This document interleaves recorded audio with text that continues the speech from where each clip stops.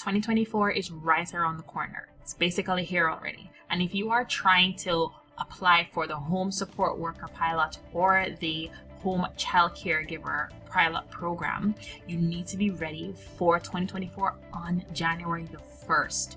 Now, on January the 1st of 2023, the caps were filled on the first day of the month for the category that is gaining work experience. Now, we know that there's two different categories in the home child care support worker or the home support worker program, right?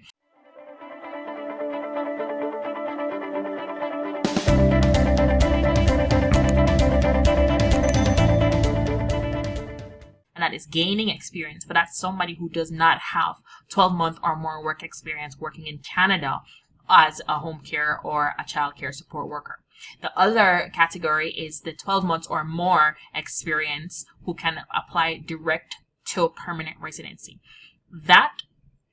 Each of these is about 1,200 and something, 1,300 and something in terms of their number of people they will accept for the year. So for the gaining work experience, that's the easier one because then you don't need to have any experience. You just need to find a job and go apply through it, compared to the other one where you have to prove that you have enough work experience working in Canada. That cap was not filled for 2023. Well, it's not yet filled, and today is like the end of December almost, right? So the 2023 caps for the second category were not yet filled. However, the 2023 caps for the gaining work experience were reached. So here are the numbers, right? So for 2023, the home childcare provider pilot had about 1,650 applications. 1,500 were online. That was reached on 1st of January. 150 were alternate, and that was reached on February the 1st.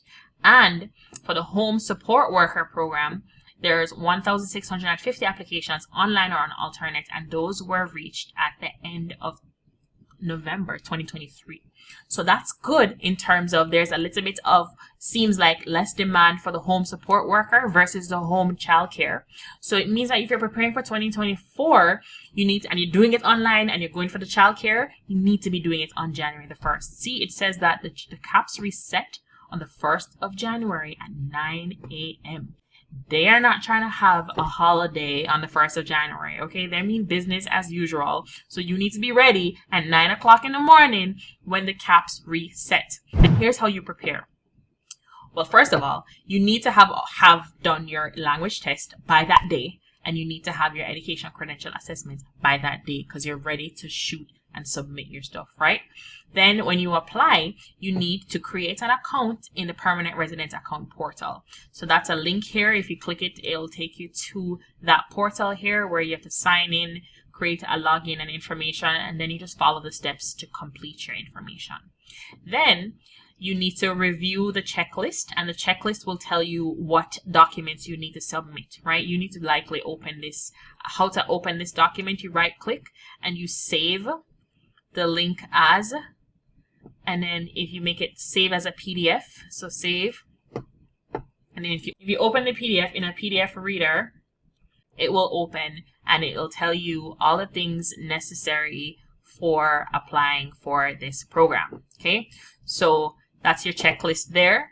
Prepare the information, and you can review PDF version of these forms, and then you can start completing the forms as needed because when the portal the portal will open up on that day. But gather your documents, pay your fees, and all that wonderful stuff. So that is how you prepare, and these are the numbers that you need to take into consideration, and the timeline. The fact that this one, home childcare online applications, were reached on the 1st of January.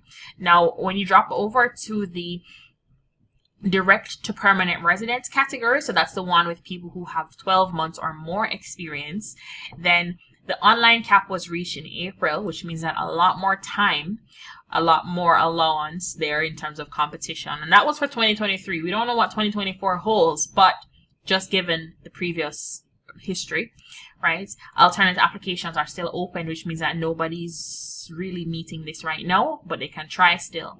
And then for the home support worker, so that's childcare, for the home support worker, of the online and alternate applications, this is all open still, which means that for people living in Canada, if you can find a home support worker program, right? Obviously, the caps aren't reached because there's not many people either not knowing about this or not thinking that they needed it. But if you're in Canada right now, your work permit is about to expire, you are in healthcare, and you can secure a private job with a private employer and qualify for this program, consider it, because it's a direct path to permanent residency.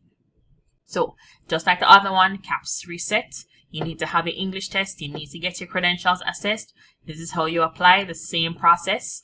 Go to this portal here, all these wonderful things, and get in there. And this is saying that if you already had an account, you won't be able to access any applications you started before the cap reset, because applications expire about 30 days after the cap has been reached. You can start a new application once the cap resets on January the 1st. So when it is ready is where you can do it. But I think you can already go in and do this portal thingy. So create a username, create an account, do all of that stuff before January the 1st if this is what you're doing. Right? Let me know if you guys are in it to win it. If you are gunning for this program, comment in the section below.